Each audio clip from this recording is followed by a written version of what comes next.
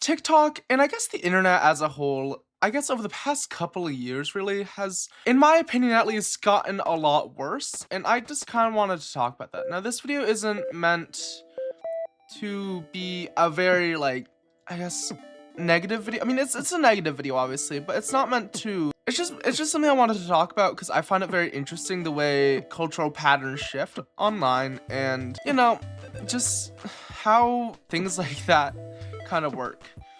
And I guess the main focus of this video obviously is TikTok, but there's other examples, right? So yeah, I mean, I guess to talk about this, TikTok is a very interesting platform because I'd say most people who, I guess what I'd say is most people who first heard about it probably first heard about it during COVID. Whether they got it then or not doesn't really matter, but that's the thing, right? TikTok before that was a very different place, and even during COVID, it was a very different place. But I guess my thesis of this video is, I guess the post-COVID internet is a very, very different place. And I think there's a couple of reasons for that. And, it's just something I want to talk about. So, to start, oh my god, I'm so bad at stand touchers. I'm so sorry. I feel like, I guess the best way to describe the way it's changed is when TikTok was first created, or not when it was first created, but when it was first, like, 2018 to probably 2021, early 2022, TikTok was like, how do I word this in a way that makes sense? Was for people who were not considered, like, cool, I guess? I don't really know how to word it, right? Because, I guess it'll make more sense if I elaborate. Once COVID ended, TikTok started becoming, like, super mainstream, and it then became the cool thing to have TikTok, whereas even during COVID and during the end of COVID, it was not considered quote unquote cool to have TikTok, and therefore a lot of the people who would gather around on TikTok were people with more niche interests and people who are a lot more respectful towards other people simply because of the fact that they've experienced the same thing. Since that kind of shift, I feel like TikTok has become a platform where it is a lot more toxic of a culture, I guess, both towards creators and towards other people on the platform. Oh my gosh, oh my god, that's good clear. I mean, a good example of this is, think about any TikTok comment section ever.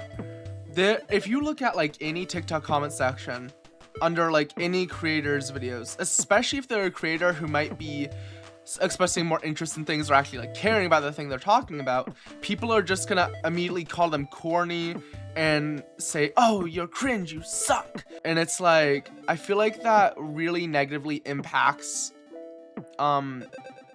people. And I've talked about this more in another video. You can watch that later if you want.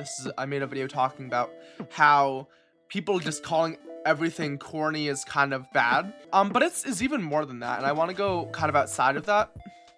I think one thing that I want to say, photo comments have genuinely made the app 10 times worse because it made it so much easier to just, like, I have a photo saved, I can send this in so much conversation and let me to make them feel like shit. Yay, that's a good thing. And it's become so much easier to just, like, spread hate. And pre this, like, change, I'm gonna say it's like 2022, obviously. It's like that middle era. People, unless there was, like, something genuinely harmful, it was a lot less common for people to just start spreading mass hate in comment sections. At least from my experience.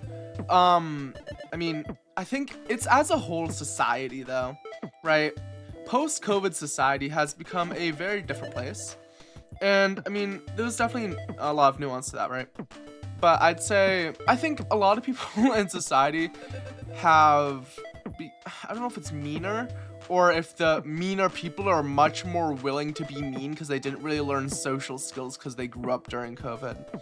I think that's a huge part of it, is a lot of people don't know, like, that they're being a jerk, or if they do know they're being a jerk, they don't realize that it is actually a bad thing and that it's not really that funny, because a lot of people who are leaving these comments and who are harassing these people and who are basically just being jerks on social media grew up in an era where they didn't, like, obviously I was a lot younger during COVID. I am 16 turning 17, I turned 17 in like a month and a half, right?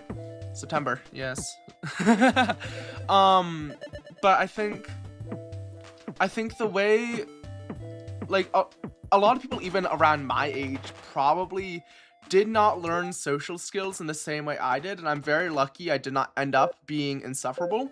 But some people genuinely don't have the critical thinking skills and don't have these skills, and it's not an issue of them, right? I'm not criticizing people who are like this as people.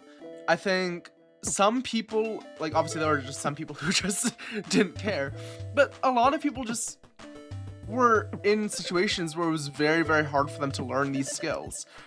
I was lucky. I have older siblings who know how to think, and I have parents who know how to think, right? But some people didn't really learn a lot of that kind of stuff, I feel like, especially people who are younger than me, and that did genuinely, I feel like, impact a lot of the reason why different social media platforms have become the way they are. And it's not a fault of social media. I think it is just genuinely a fault of people being stuck inside for so long.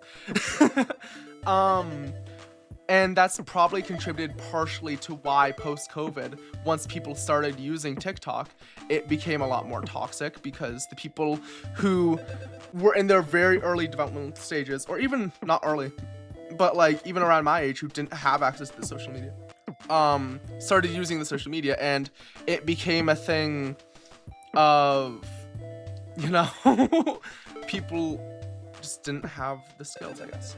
And I honestly think there are a lot of other things that have come out of this era and out of this thing. I think the one that I find easiest to talk about due to my own experience and my own expertise as someone who makes content online is this, but there are a lot of other effects that this like post-COVID era has been very different, to the best of my knowledge. Literacy rates, for example, but that's a whole nother can of worms I don't want to get into. But I mean, yeah, I think there's also an element of algorithmic changes post-COVID, because I remember very vividly, at least on TikTok, YouTube hasn't changed all too much aside from like the shitty ass stuff that they do.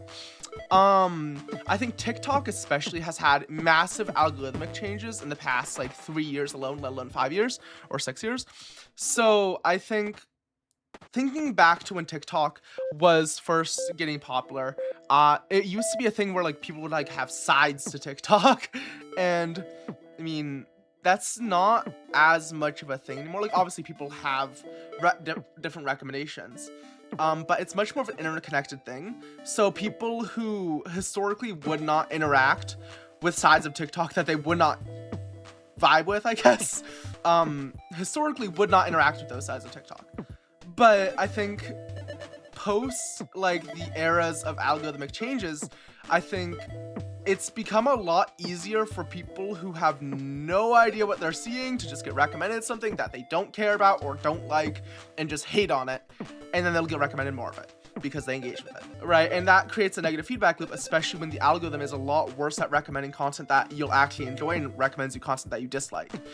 And if I had to guess, this is probably by design, simply due to the fact that, unfortunately, negativity sells. So the more, like, I've noticed this on every platform, the more, like, generally negative content, like super hyper negative content, even if it's, like, unwarranted, does the best. And it is an unfortunate thing. But it is true, and that is a very sad thing, but it's something that unfortunately is the way things are. And I think that's partially why a lot of the algorithmic changes happened, because it became a lot better for user retention, perhaps. I'm really not sure. I think during COVID it was different because people would just swipe off the app if they were like, oh, this is just making me depressed. But now people just want a reason to hate on something. And I don't know. I think that is also ties into the demographic shift of the platform. But yeah, I don't really know. These are just my thoughts on the situation. It's not really a situation even, it's just something I've noticed, and it kind of makes me sad, but I also understand why it happened in the same way. So it's, I mean, it's unfortunate, but it is what it is. Subscribe. Thank you guys so much for watching, and bye-bye.